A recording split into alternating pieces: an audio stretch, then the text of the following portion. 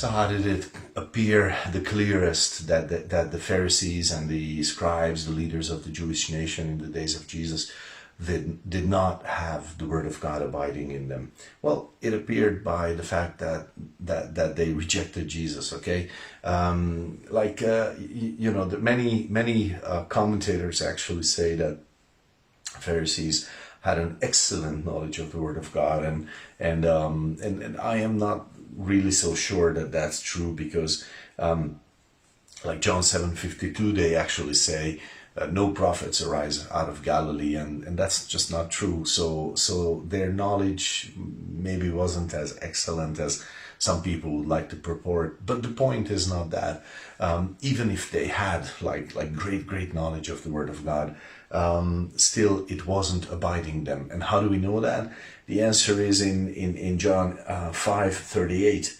And you have not, Jesus is saying, and you have not his word abiding in you, for whom he has sent, him you believe not. So Jesus is saying, I am sent by my Father, and you are not believing me, you are not agreeing with me. Whatever I say, you find fault, you don't agree, you reject. Okay, so why was that? Well, so had the Pharisees and the scribes hid the word of God in their hearts, if they had that treasure within them, which would have been the word of God, then actually the words of Jesus would have resonated with the same frequency as those hidden treasures in their hearts. Jesus's words were different than the words in the Old Testament. He spoke differently, he expressed it differently, but the frequency was the same, would have been the same, because they didn't have it. And so when he spoke in their hearts, there should have been that realization that, oh, this is the same. This is something. And actually many people, I believe, in those days who believed in him because of that, because they had the word, and when he spoke, it just resonated with them very clearly, because the treasure of the word of God was hidden in them, had been hidden in them.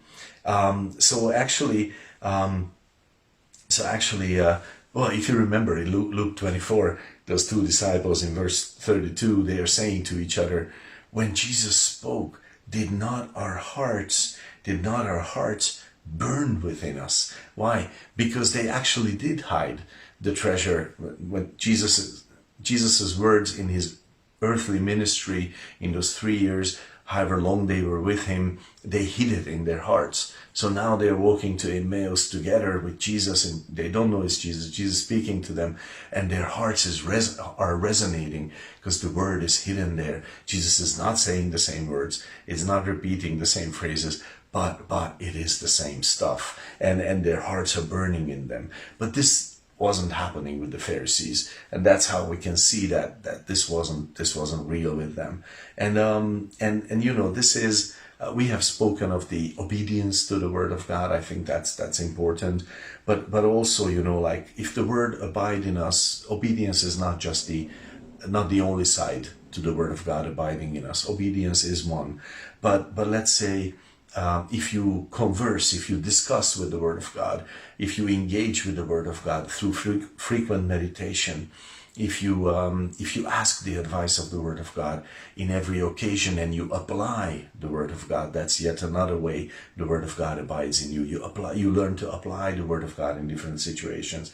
You change your expression to the Word of God, not parroting the same phrases, but you are adjusting your words to it. When that happens, then you and I, we will be readily receiving the witness of the Father about Jesus. Jesus said in John 7:17, he said, if you want to obey, if you want to have this word abide in you, I'm paraphrasing, I'm sorry.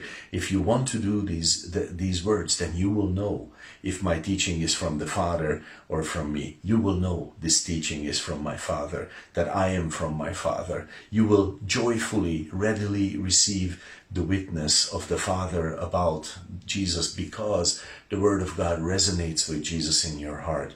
And that's just how it works. So John 8:31 is the verse I want to leave you with today.